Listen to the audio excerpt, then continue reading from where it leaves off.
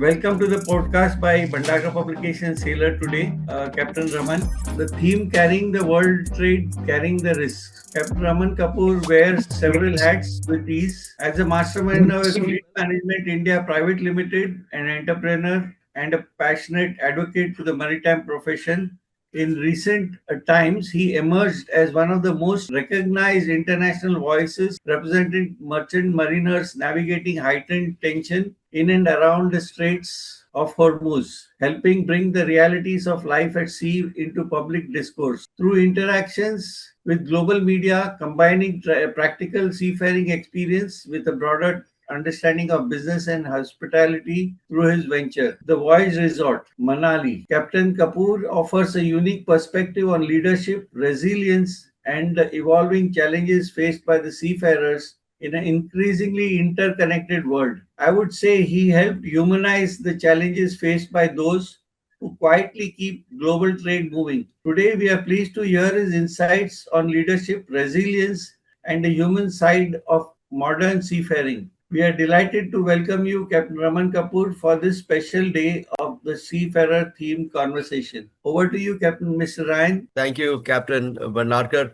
So, Captain Raman, we are doing this interview for the Day of the Seafarer 2026, and it's a pleasure to have you here. Let's get into the first question. You were in the Strait of Hormuz very recently. Could you tell us, for those of us who have not been there, what would a typical day on board be like, during these heightened tensions in the Strait of Hormuz? Yes, of course.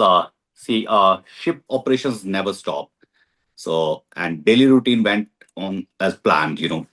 And difference was in the mindset only. And, we used to carry out our day with the crew briefing. We need to remind them while we are in the war zone. So be cautious, be extra cautious, and be very mindful. And most important was that I instructed everyone reduce your work hours in open areas. If it is not necessary, do not spend more time in open areas. And yes, of course, inside work was routine job was going on as usual, and the regular drills were happening every day. The drills had become our daily routine, because in case of any incident, any attack by missile or drone, so people should be, aware of their duties and their actions, what actions to take, where to muster in that scenario. So it has become a daily part. And apart from the work, we used to spend time together. We try to avoid the isolation of everyone, because if people stay isolated, they will have thousand questions in their brain. So we try to engage more often, like crew mess rooms or officer mess rooms or the lounges became our safe place where we can eat together, sit together, discuss together. So that was happening more often. I would say, I mean, that really helped people. Otherwise, people were coming to me and they were raising several questions every day, because everyone was scared and situation was very uncertain. Nothing was moving. There was no safe way out. All airports were shut. Sea routes were blocked. So people had that question in mind: what will happen to us? What if we are attacked? When we are going to home? So it was very difficult moment for all of us. So yes, being together, the brotherhood, that transparency and regular drills kept the panic down and ship moving. All right. And from what I understand, that in the past, they used to attack the bridge of the ship, but nowadays they are targeting the engine area, right? What are your comments on that? Well, whoever is targeting ships, first of all, is I totally condemn it. I mean, that's not a right thing to do. Why anyone would attack innocent seafarers? We are just seafarers, civil seafarers, and we are stuck over there for no fault of ours. So we have become collateral victims. And it's a geopolitical war. So I mean, why they are attacking ships? And okay, they want someone not to transit through Strait of Hormuz, not to. There are several other means to stop the vessel. Not, I mean, direct attack is really a very, very sad for all of us. I mean, even targeting engine room. There are people working inside engine room 24 hours. In this war zone, we never keep the engine room unmanned. We always work over there. There are people inside. So if someone is targeting engine room or the bridge, it's not correct. I mean, people are losing their life. So that's really a shameful act. All right. Thank you for sharing that. Now, as a captain responsible for your crew's safety and well-being, you must have come across some very challenging decisions to make or responsibilities. What were they and how did you handle them? Yes, of course. Deciding to navigate or carrying out operations, cargo operation inside war zones, especially during the peak tension, we have witnessed several missiles. We have witnessed explosions right before our eyes. And while we are working on ship and missiles are flying overhead, it's not a normal moment for anyone. In fact, we have witnessed, hundreds of missiles in span of 30 minutes. That's unusual stuff. Can you imagine? I mean, it's really very difficult to get hold of your crew in these circumstances. So, however, we doubled up watches and I kept the crew briefed frequently. As I said, the brotherhood, transparency, regular drill, all these things, repeated things kept the panic down. Ship kept moving, and that is how I could manage the show. For context, we want to know where you were stationed, at which port, and also what was your vessel carrying? Well, for my ship was carrying crude oil. It's an oil tanker, and my ship was in the north part of the Persian Gulf, which is close to Iran, Iraq, and Kuwait. So we were anchored over there. Before the war started, we were loading inside the port in Iraq, and all of a sudden we found that war has started, and we found ourselves stuck inside the war zone. And then we had to move out from the port and ship to the anchorage area. All right. I mean, it must have been a very, very tense situation. But during these periods of heightened tension, I'm sure your crew experienced heightened stress and anxiety. And I believe that you made a lot of effort to keep the crew together, to communicate with them. But what measures did you take formally and informally to manage this? Yes, anxiety spiked, definitely. My crew was under constant stress, and all of them were, devastated and frightened. So, regular meetings, daily briefings, regular safety and security drills. It was like, we kept it on a regular basis. So, and as you asked, formally and informally, that was formally. So, informally, I would say more get together, more interaction with everyone, listen to their queries, listen to their concerns, and try to keep them as calm as possible. And, this is as a ship's captain, this is my job to, clear their doubts and keep them calm and happy. And, but in this particular situation, it was not easy job. It was very, very tough, very difficult. If I make them explain, make them understand something right now, after 5 minutes they are talking to their family, and families are raising several other questions to them. Again, the seafarer is getting upset, and then again he's coming to me with several questions. So it was very difficult moment. So I would like to thank to my other officers who kept talking to their juniors, and it was a basically teamwork. That is how, because seafarers, once we are on ship, we are helpless. There is nothing much we can do. Since we were trapped inside war zone, there was nothing much we could do. As I said, we were like restricted inside the ship. So we all 24 crew members were together as a family, so we helped each other. Were there moments where commercial pressures and safety consideration appeared to be conflict? And how did you dealt with this situation, Captain Raman? Yes, of course, there were situations like this. Ships were forced to transit Strait of Hormuz. Ships were forced to carry out cargo operation. Especially, we had witnessed few ships were carrying cargo operation, STS operation inside Persian Gulf during the war zone, during the conflict period. Those ships were attacked by unidentified boats. There was a big explosion right in front of our eyes. So we have witnessed that. And after a few days, we too got the query from our office that to carry out one STS operation.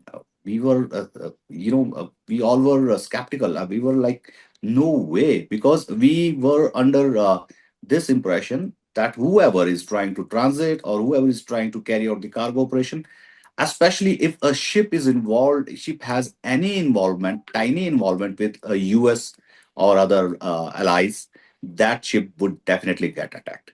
So luckily, we were not.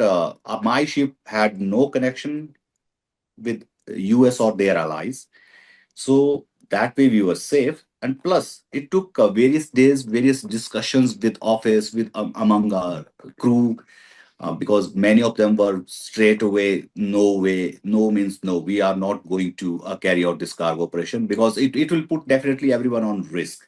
So somehow it took a few days. Then we understood. We carried out, risk assessment. Various authorities were involved. We took naval vessel escort over there, standby boats, standby small boats were there. In case if something goes wrong, someone should be there to assist us. Naval ship were on a constant patrolling around the vessel, and the crew was, attentive and active all the time. So somehow we managed to carry out one operation safely, and nothing happened. Uh, so yes, these situations may arise. Sometimes we are forced to carry out few things which we are not. I mean, which is not safe at all. Captain, what I would like to understand is, as a sailor, you're a civilian, but you were put in such a difficult situation, right? You and your crew were put in such a difficult situation. Do you believe that seafarers are receive adequate recognition, firstly, and the compensation for operating in high risk areas, especially when global trade depends on your continual service? No, in fact, war risk bonuses do exist there. There are war risk bonuses whenever we are in a war region. So we do get war risk bonuses, but they don't match the risk. Risk is way too high, and bonuses are way too less. So, and recognition, zero. The world cheered frontline workers all the time, but they always forget the seafarers. Who seafarers are assured their kitchen and hospitals shelves are full all the time. And you know, seafarers have been unsung heroes till date. We are always remembered when there is a dead body coming home from abroad. Then we are remembered. But again, there is complete silence till next casualty. So recognition we got zero. So we need both better pay and public acknowledgement. Absolutely. We understand your concerns and the fears and anxiety that you go through while on ship, and also the families. They're going through a lot of anxiety. But True. we'd still like to understand what kind of support from ship owners, managers, insurance, or governments would have made the biggest difference to seafarers during these voyages. There are two things. Number one, a guaranteed war risk insurance and 24/7 mental health helpline. That would really help. 24/7 mental health helpline means not just pamphlets or some brochures. It should be really happening. And number two would be real time intel. It should be shared by navies or maritime authorities, UKMTO. There are various authorities. We should get the real time intel so that there is no delay. So I mean, normally what we get is advisories, notifications, but that we get is always delayed. Something happens today, we get it tomorrow or day after tomorrow, after 24 hours, after a few hours. So see, timely information is protection. If we get timely information, we can protect ourselves, we can protect ship, we can protect environment. So that's what I demand. Can you, Captain, tell me the DG Shipping has been trying to do a lot of the initiative for the welfare of seafarers, 24/7 line, the grievance line, and the crisis line. So, could you highlight the initiatives of DG Shipping and appreciate or what is needed? on that part as a seafarer? Well, of course, there are 24/7 helpline, mental health helplines are there, definitely, initiated by DG Shipping. In fact, our company has initiated this. We too have this 24/7 helpline. This thing is there.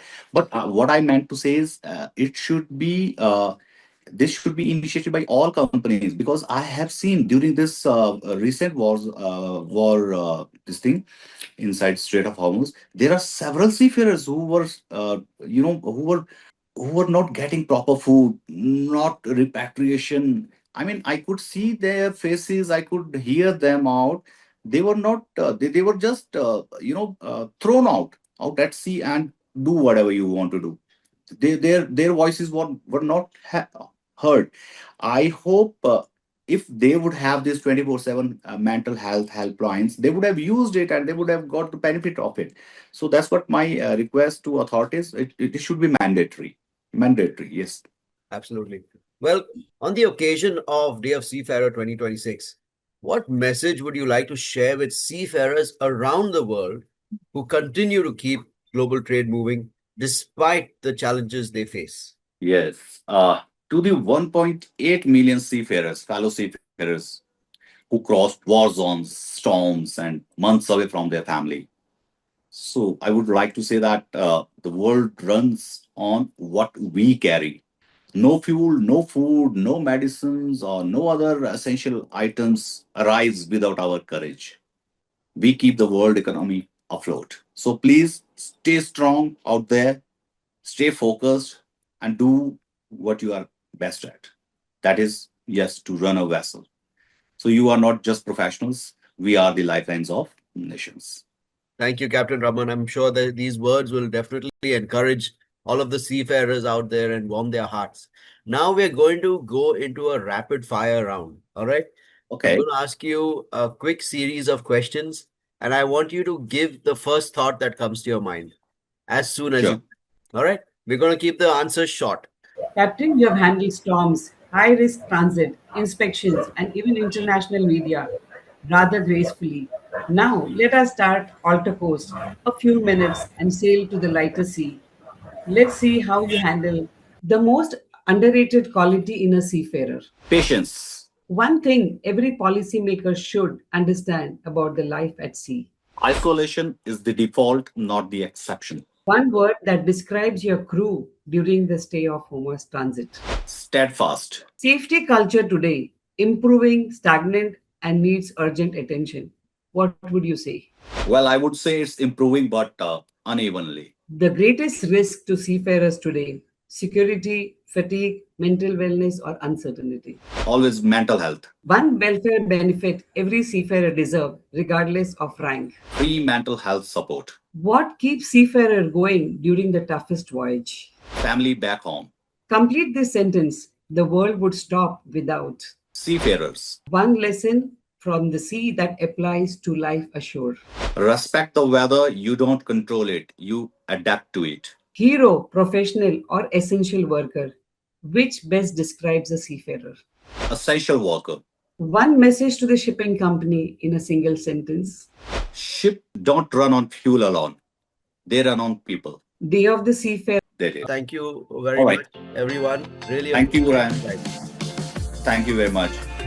Have a nice day. And Thank you, we'll everyone. meet back again and hope to see you in Bombay for some DC shipping